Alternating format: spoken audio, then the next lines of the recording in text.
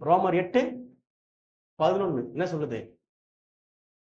இயேசு கிறிஸ்துவை மரித்தோரில் இருந்து உயிரோட எழுப்பினுடைய ஆவி உங்களில் வாசமா இருந்தால், இயேசு கிறிஸ்துவை மரித்தோரில் இருந்து உயிரோட எழுப்பினவர் உங்களில் வாசமா இருக்கிற தம்முடைய ஆவினாலே உங்கள் சாவுக்கு ஏதோ சரீரத்தை உயிர்ப்பிப்பார்.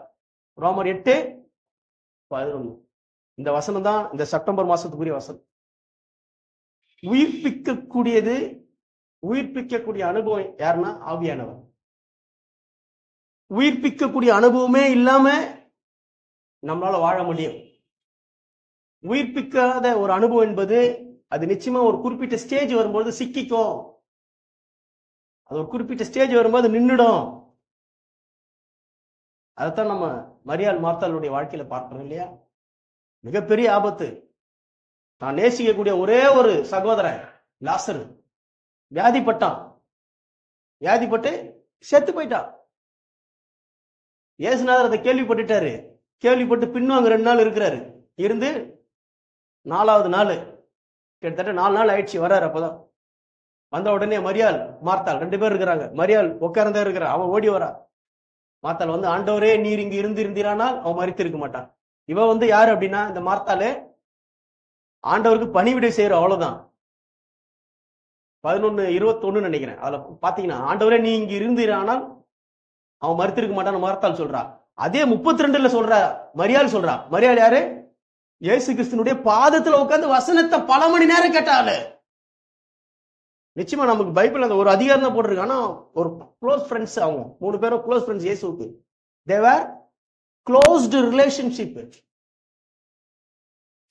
they had closed relationship with Jesus Christ.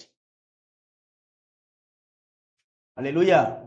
அப்ப மரியாள் வந்து என்ன சொல்ற? ஆண்டவரே நீர் இங்க இருந்திருந்தீரானால் அவன் மரித்திருக்க மாட்டான். அதே வார்த்தை சொல்றாங்க 11:32. உடனே அவர் அழுகுறாரு. எப்பமா அழுகுறாரு? என்ன வசனம் அது கீழே? அவள் அழுகிறதையும் பாருங்க, முக்கியமானதா. யூதர்கள் அழுகுறாங்க. வசனம் சொல்லு. பாத்தீங்களா?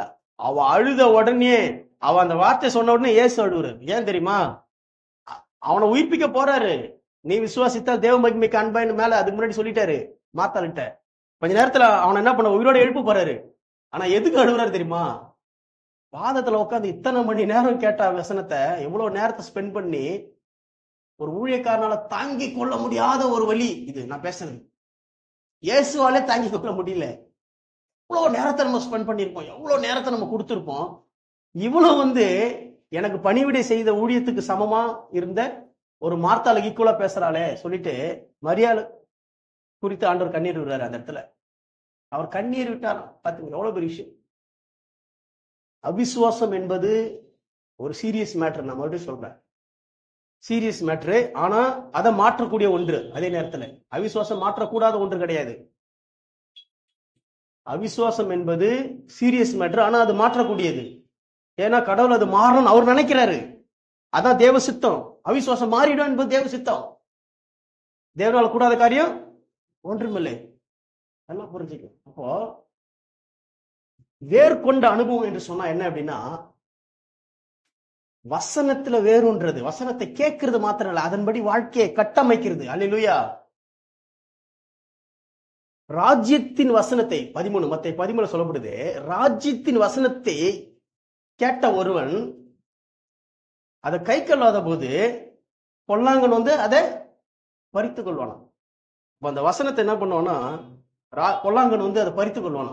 அது என்னன்னா, வழியருகே விதைக்கப்பட்டவனா. அவன் தான் வழியருகே விதைக்கப்பட்ட ஒரு எக்ஸ்பீரியன்ஸ் பாக்குறோம். அந்த இடத்துல முள்ளுள்ள நிலம், வேற என்ன, கற்பாறை நிலம், வழியருகே விதைக்கப்பட்ட அனுபவம். இது வழியருகே விதைக்கப்பட்ட அனுபவம் யார் சொன்னா, வசனத்தை கேட்டு உணராது இருக்கிறவன். சொல்லுங்க, ஒருவன் வசனத்தை கேட்டு உணராது இருக்கும் பொழுது பொல்லாங்கன் வந்து அவனை அதை பறித்து கொள்வானா. அந்த வசனத்தை என்ன பண்ணுவானா, பறித்து கொள்வானா. அது எதுக்கு ஓமானமா சொல்லப்படுது? வழியருகே விதைக்கப்பட்டவனுக்கு ஓமானமா சொல்லப்படுது. சொல்றது புரியுதா?